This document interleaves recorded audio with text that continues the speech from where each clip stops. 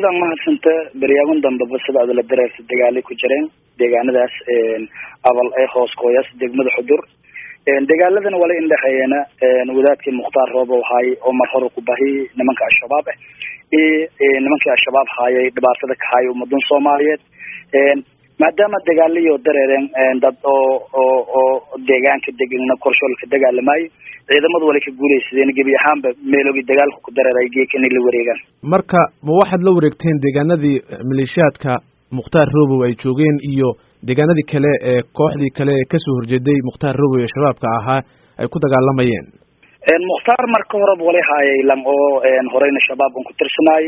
ka bacdana 6 sano ka hor isku kubay saydi idis oo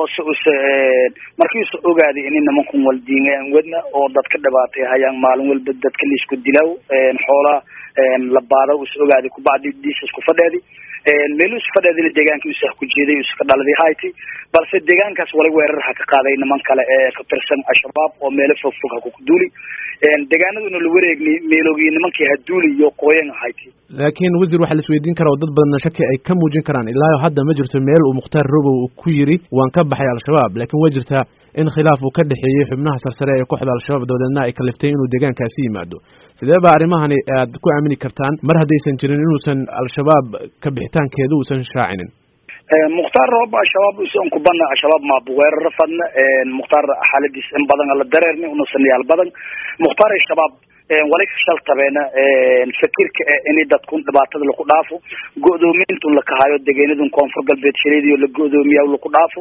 in dadku maalin walba la qarxiyo 100 qofood wala halayna diin islaan diin gaala mid qabta injarna in la dilo sidaas fikirkaas yaa shal tabeen arrangeey ka bilaawatiin ma arran sanayaal badan hadareerti way wali kale tusaale kiinka goobta Mukhtaar uu iska sugan yahay abal dawladda koonfur galbeed ilaa 8 kilomitir anjarti ebedshay meel dagaalna ma ku dhina maana mal weerarna markii wal xaalad oo la og yahayti oo Mukhtaar si nabadgeliye inuu iska roogo deegaankaas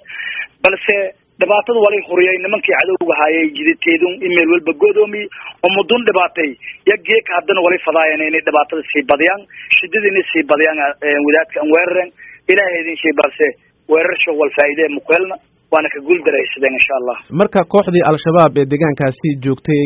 Mukhtaar Robo soo weerartay aad tilmaanteen in aad kala wareegteen deegaanadii ay hore u joogeen xagee bay qabteen iyagu shabaabka aday dhul oo baadiye oo wiigu nimanka cadawga in aday bakasaas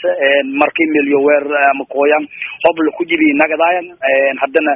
meelo iyo khurdaan ku qooyan yaan nagadeen sidaan rajeen insha Allah taala walina rajeen dhamaan been lu qaadkaada doono kulko dhow ilaahay idin sheey marka ma waxa dhacay dagaal aad deegaanadaasi kaga qabsateen mise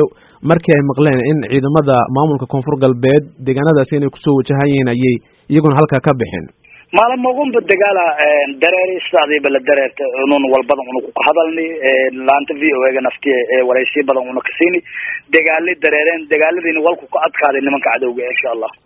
marka dagaalkan maamulka koonfur galbeed lug mu ku lahaa mise wuxuu ahaa mid uun markii ay maqleen kooxda al-shabaab deegaanadaasi koonfur galbeed ay ku soo wajahan sidaas ay uga bixin dagaalka mardaama deegaanka la ka duuli marna inaynu ku marnayna ilaahay idin shay meel alla meel deegaanku ku tirsan oo cadawga iska deeyaan in dadka ka dhabaatayaan waliba tabartaana inaynu ku fujino iska deeyaan insha Allah sida muuqata dagaalkan wuxuu dhacay shalay wax khasaara dagaalka shalay lay Madiina shalay idaraad badareeri dagaalka maalmo iska xigo dareeri haday hoob dagaal diyoona khasaare dhiye insha Allah dhinigaana khasaare wal ee badan ma jiraan ilaahay idin shay wala rajeeyane nimanku dhibaatay ummadun inay ummadul ku qabado ilaahay idin shay rajeeyana insha Allah dhinacooda ka waran khasaare intee lag baad maqashan inaad gaarsiiseen wallahi hada hoob meel ka dagaalama khasaare badan jiraan laakiin hada koow ilama inaan arimo fadaw laakiin insha Allah taala way rajeeyeen inay lu qaadkaada nimankaas dhowr jeer ayay kooxda al-shabaab deegaankaasi soo weerareen oo ay isku dayeen inay qabsadaan oo meesha ay ka xiriyaan Mukhtaar Robo sida muuqatana uma ay suuragelin haddaad adinku ku lug yeelateen